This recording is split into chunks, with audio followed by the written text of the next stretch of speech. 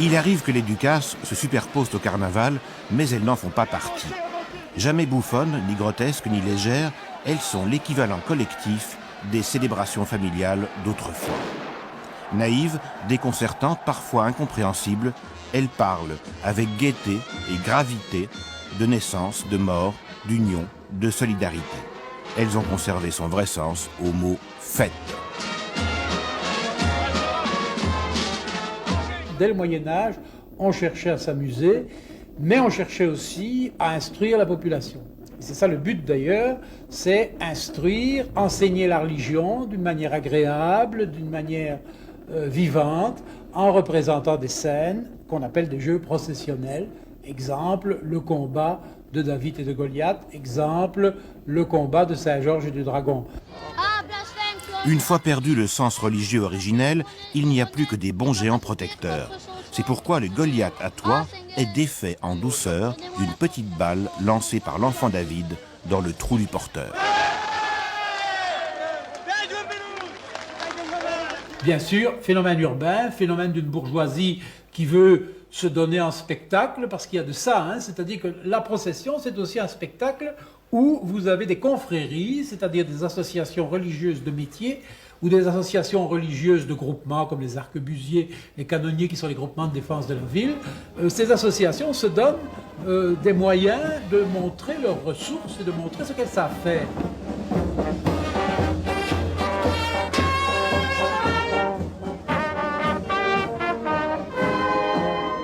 Au départ, ce sont des géants parce que dans les récits qui les ont inspirés, ils sont gigantesques. Ça, c'est la première explication. Évidemment, il y en a une seconde qui consiste à dire, les gens, dans l'imaginaire humain, il y a quelque chose qui fait que les gens ont besoin de créer des géants, comme ils ont besoin de créer des êtres fantastiques. On s'aperçoit que Goliath, qui probablement n'a pas au départ 3 mètres de hauteur et ne pèse pas 100 kilos, parce qu'on sait, d'après les contes du XVe siècle, qu'il y avait un seul porteur pour Goliath et que la procession était beaucoup plus longue que maintenant. Donc, s'il avait pesé 100 kilos et avait été aussi grand, on ne l'aurait probablement pas promené comme on devait le promener au Moyen-Âge.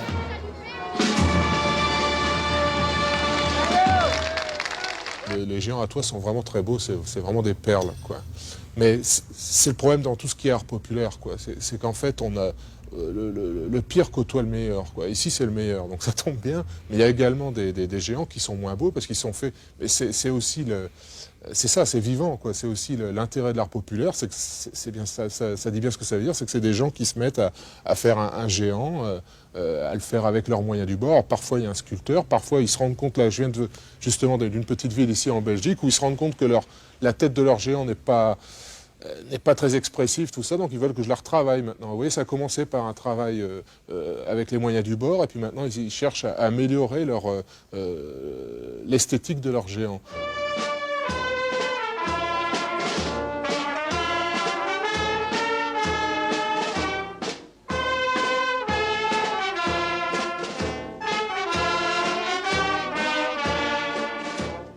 C'est pas des poupées, c'est pas des automates, c'est pas non plus, à proprement parler, des masques de carnaval, c'est pas non plus une statuaire, comme on pourrait dire, officielle, comme on en a vu en URSS, etc.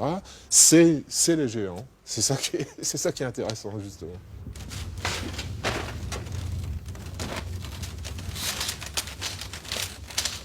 Nous avons 3 points d'appui. Ce qui est les épaules, la tête et les poignets. Et une toute petite fenêtre. Et une petite fenêtre, bien entendu, qui est beaucoup plus petite que pour l'instant, vu que le panier est nu, n'est pas habillé.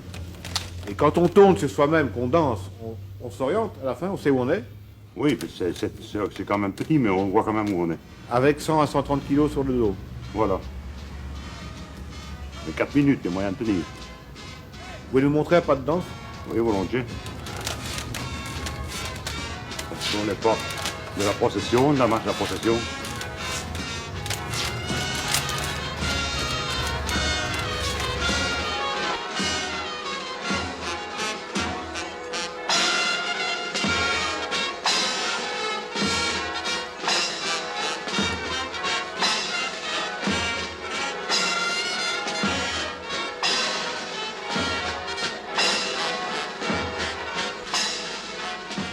toute la souplesse, c'est évidemment le porteur qui parvient à donner à cette structure toute cette souplesse, cette élégance. Quand nous valsons avec nos géants, eh bien, c'est évident que ce sont à ce moment-là des géants qui ne sont plus d'osier, mais qui sont véritablement des personnes humaines, en quelque sorte.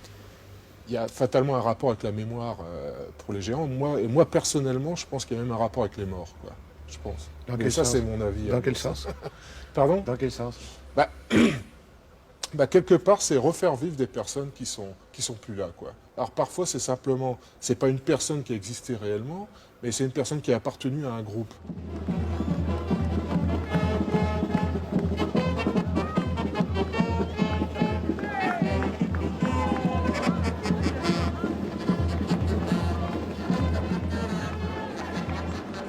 Il y a une véritable vogue des géants qui se poursuit depuis 5 siècles et qui a connu des moments des hauts et des bas, mais qui malgré tout continue aujourd'hui. Et qui résiste à toutes les modernités. C'est ça? Voilà, c'est ça. Ça résiste à toutes les modernités. Ça, c'est quand même assez spectaculaire. Hein. Vous avez vu, on a vu à la Révolution française, on a essayé de les détruire parce qu'ils étaient les symboles de l'Ancien Régime. Joseph II trouvait que c'était pas très intéressant pour la religion et a aussi essayé de les supprimer. Eh bien, ça n'a pas marché. Les gens ont recréé les géants. Donc, il y a quelque chose qui a résisté aux décisions politiques.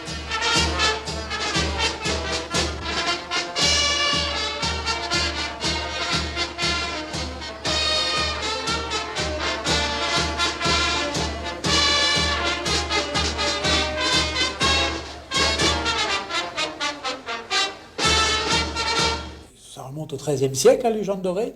Eh bien, c'est à partir de là qu'on a construit l'histoire de Saint-Georges qui combat le dragon. Parfois, c'est Saint-Michel.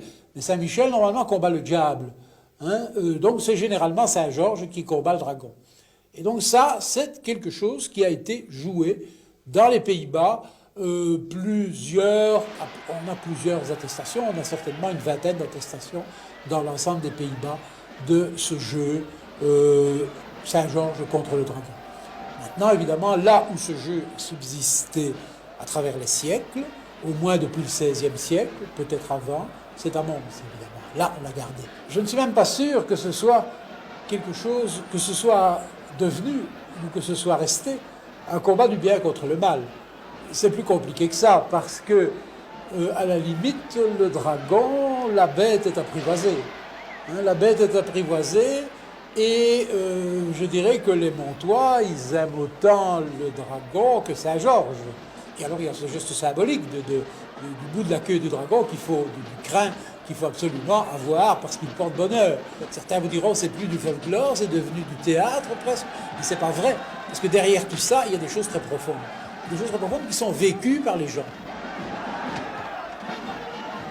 Géants et dragons, cet ouvrage collectif vient de sortir chez Casterman dans la collection L'Esprit des lieux, sous la direction du Belge Jean-Pierre Ducastel et de la Française Yvonne de Siquet. Ce livre remarquable se limite à la Wallonie, à Bruxelles et au nord de la France. Il s'attarde malheureusement fort peu sur les Flandres flamandes, qui font pourtant partie du même groupe culturel et sont très riches dans ce domaine du folklore.